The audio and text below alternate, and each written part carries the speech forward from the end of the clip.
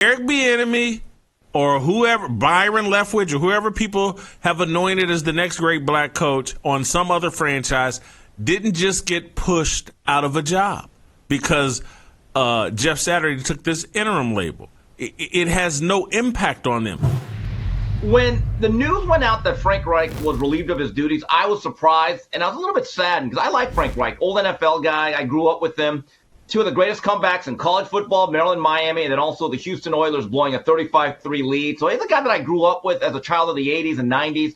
So I have a bit of an affinity for him. And watching the Hard Knocks last year, I really thought he was a good, solid head coach, good man.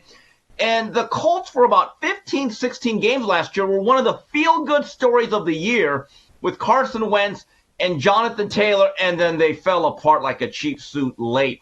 And what's interesting is about an hour later, I'm on my timeline, and I started getting reports from like Schefter. Yes, Jeff Saturday has, and I actually thought that was a parody account. That's how out of bounds this was.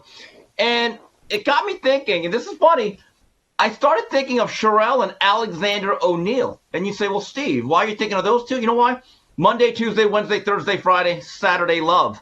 Love that song. I play it all the time when I work out. It is great on the treadmill when you work out. Breaks out a sweat, gets me into a rhythm. But here's the interesting thing. It also got me thinking that this is not necessarily unprecedented in sports.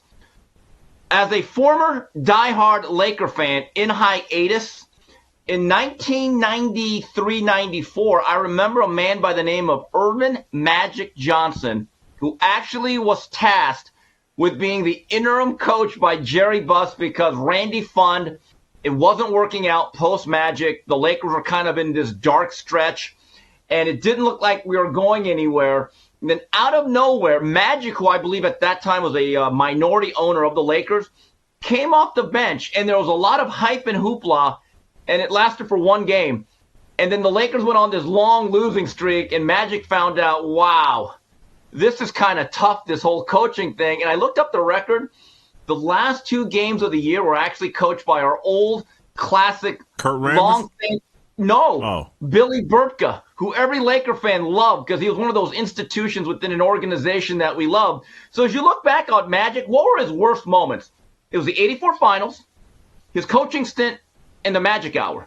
So when people say that this has never been, it actually has been done. Now, with that said, forget the element of race. I actually think this is a huge slap in the face to men like John Fox and Gus Bradley. Say what you want. John Fox has been to Super Bowls. He's been a playoff coach.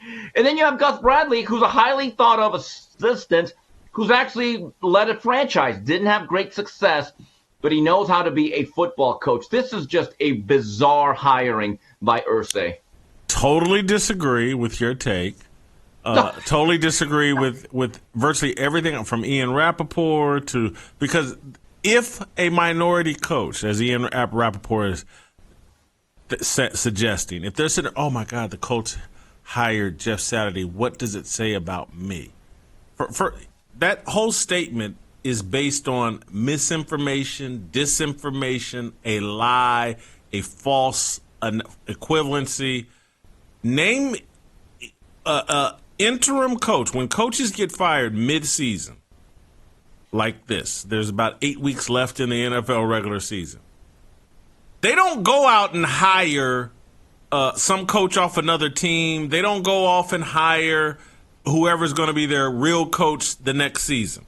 They normally upgrade somebody from their current staff and give them that interim tag.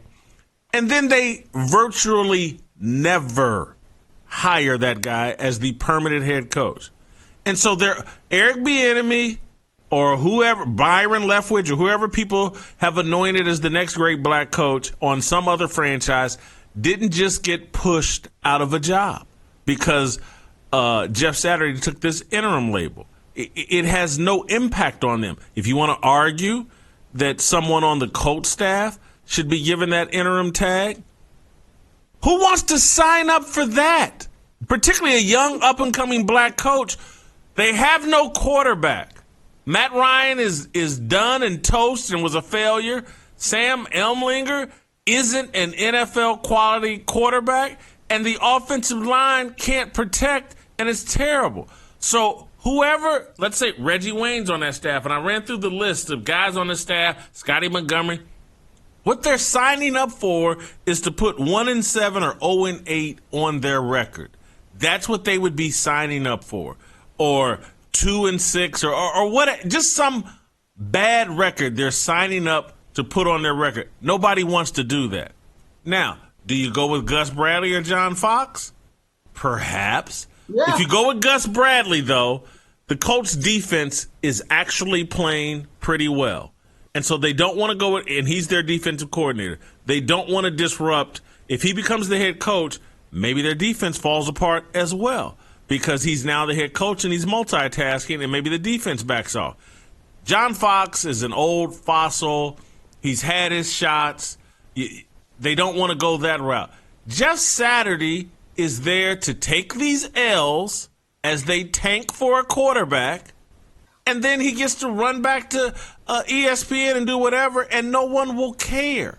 Or maybe he catches lightning in a bottle and they go 8-0, 6-2, and he does become their coach. But no one's really counting on that. This guy signed up to take those L's.